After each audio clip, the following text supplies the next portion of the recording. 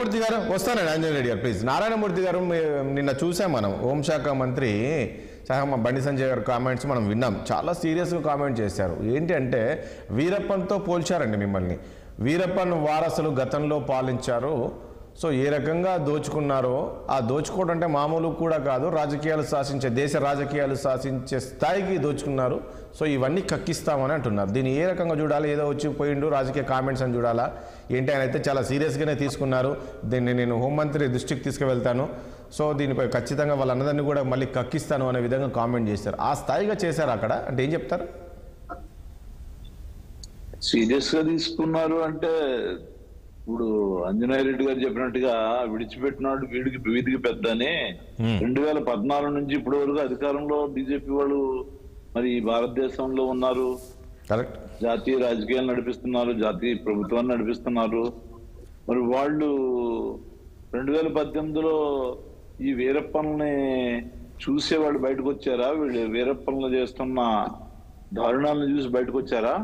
అది వాళ్ళు ముందు సమాధానం చెప్పి ముందుకు వెళ్ళాలి. మంచిదే. ఇప్పుడు ఆయన ఏదో భక్తి పెరిగినట్టుగా ఇంతవరకు భక్తి లేనట్టుగా మాట్లాడినట్టుగా ఆలోచించాల్సిన అవసరం ఉంది. ఆయన చూస్తే బండి సంజయ్ గారు ఎప్పుడు కూడా హిందుత్వంతో భావాలతో లేదంటే భక్తితో ఉన్నట్టుగా బొట్టది ఉంటది. దాన్ని మనం ఎవరు గౌరవాలు వాళ్ళకు ఉంటాయి, ఎవరు ఆచారాలు వాళ్ళకు ఉంటాయి, తప్పులేదు. కానీ ఇవాళ గోడ దాటిన తర్వాత ఏడు దాటిన వరకు వాడమల్లన్న, ఏడు దాటిన తర్వాత బోడుమల్ల అన్నట్టుగా ఇవాళ 2018 వరకు ఆయన చేసింది ఏంటి? లేదంటే ఇప్పుడు మొన్నటి వరకు అధికారంలో ఉన్నా కూడా ఈయన చాలా సార్లు నేను తిరుపతిని సందర్శించిన వారుగా చూస్తాను నేను నా అవగాహన బట్టి. మరి అప్పుడు మీరు ఏం చేశారు? ఇవాళ కొత్తగా ఈ స్టేట్మెంట్లు ఎందుకు వచ్చాయి? అంటే మినిస్టర్ కాకముందు ఒక స్టేట్మెంట్, మినిస్టర్ అయిన తర్వాత ఒక స్టేట్మెంట్ వస్తుందా? లేదంటే మీరు మినిస్టర్ అయితేనే మీరు పవర్ లో ఉన్నారనుకుంటున్నారా భారతీయ జనతా పార్టీ దేశంలో లేదంటే ఈ రాష్ట్రంలో? ఇట్లాంటి మాటలు మాట్లాడడం కాస్త ఆలోచించి మాట్లాడితే, ఎందుకంటే ఆయన ఎదుగుతున్నాడు. ఇప్పుడు మొన్నటి వరకు అధ్యక్షుడిగా ఉన్నాడు, తర్వాత ఎంపీగా అయిన తర్వాత ఈ టర్మ్ అధికారంలోకి వచ్చిన తర్వాత ఆయన. కానీ నారాయణమూర్తి గారు ఇక్కడ ఒక పాయింట్, నారాయణమూర్తి గారు ఇప్పుడు సరే విడిచి, నారాయణమూర్తి గారు మనమే ఎన్నోసార్లు కాదు నారాయణమూర్తి గారు మనమే ఎన్నోసార్లు మీరు అధికారంలో ఉన్నప్పుడు మనం ఎన్నోసార్లు డిస్కషన్స్ పెట్టుకున్నాం. ఏ అంశం మీద పెట్టుకున్నాం? ఎర్రచందనము స్మగ్లర్స్ ఈ రకంగా అది చేశారు, ఆ రకంగా అది చేశారు, వాళ్ళ కాల్పులు ఎన్ని చూసాం కదా, ఇక్కడ దోచుకున్నారు, అక్కడ దోచుకున్నారు అనేది. మరి ఆయన మాట్లాడిందా వాస్తవం లేదంటారా? ఇది వాస్తవం కాదా? తర్వాత టీడీపీ పైన ఎన్ని ఆరోపణలు వచ్చింది, వాస్తవం కాదా? మరి అది అంటే మీకేమో పాజిటివ్ గా మాట్లాడతానేమో మీకు వ్యక్తులు మంచోళ్ళు, సో మీ గురించి క్వశ్చన్ చేస్తే మాత్రము ఈ రకంగా మాట్లాడతారు. మీరు ఇంతకుముందు వచ్చినప్పుడు ఎందుకు చేయలేదంటా ఉన్నా నేను. ఇంతకుముందు కూడా తిరుపతికి వచ్చారు కదా, అప్పుడు చేయలేని వ్యాఖ్యలు ఇప్పుడు ఎందుకు వచ్చాయి అంట. ఓకే, మీరు 2014, 19, 24 మధ్యలో కూడా చాలా సార్లు వచ్చారు కదా.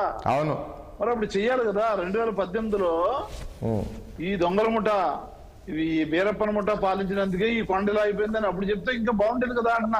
2014, 18లో జరిగింది, ఇప్పుడు ఎందుకు చెప్పడం? నేను జయరామ్ మహేష్ గారు కూడా మాట్లాడారు. ఇప్పుడే ఈ పెట్రోలియం గార్డెన్ రిఫైనరీ దాని గురించి ఇప్పుడు గుర్తుకొస్తుంది. 10 సంవత్సరాలు విభజన చట్టంలో ఉన్న హామీని ఇప్పటి వరకు మర్చిపోయి ఇప్పుడు మెజార్టీ అటు ఇటుగా ఉన్నప్పుడు, కష్టాల్లో ఉన్నప్పుడు కేంద్ర ప్రభుత్వంలో ఉన్న బీజేపీ వారు ఆ తర్వాత మిగతా వాళ్ళు కలిపి ఇప్పుడు ఎందుకు గుర్తుకొచ్చిందని అడుగుతా ఉన్నారు. సమాధానం ఏంటంటున్నాను నేను ఇవన్నీ మీరు అవసరాల కోసం చేసే స్టేట్మెంట్లుగా ఉండకూడదు, బాధ్యతతో చేసిన స్టేట్మెంట్ గా ఉండాలి అంట నేను. ఇంతకుముందు కూడా మీరు భారతీయ జనతా పార్టీలో తెలంగాణ శాఖకి అధ్యక్షులుగా ఉన్నారు. అది కూడా బాధ్యతాయుతమైన పదవి, అది కూడా మీకు అప్పుడు కూడా మాట్లాడి ఉండాల్సింది కదా అంటున్నా నేను. ఏదేమైనప్పటికీ కూడా ఏదైనా తప్పుంటే ఇప్పుడు నేనేమైంది అపహాస్యం చేశారు. అతను ఎవరో వీడియో తీసి తమిళనాడు అంతా హల్చల్ చేస్తా ఉన్నారు యూట్యూబ్ లో. ఇలాంటివన్నీ జరగకుండా చూడాల్సిన బాధ్యత ఇప్పుడు అక్కడ ఉన్న అధికారుల మీద కానివ్వండి, సిబ్బంది మీద కానివ్వండి, వీళ్ళందరి మీద ఉంటుంది. ఈ ప్రభుత్వం మీద కానివ్వండి, ఈ ప్రభుత్వం ఆధీనంలో ఉంటాయి ఇవన్నీ. ఏంటంటే మిమ్మల్ని ఒక దొంగల ముఠా వీరప్పను ముఠా కిందకి పోల్చారు నిన్న బండి సంజయ్ గారు. ముత్తు గారు ఒక ప్రశ్న. ఎస్ శ్రీరామ్ గారి దగ్గరికి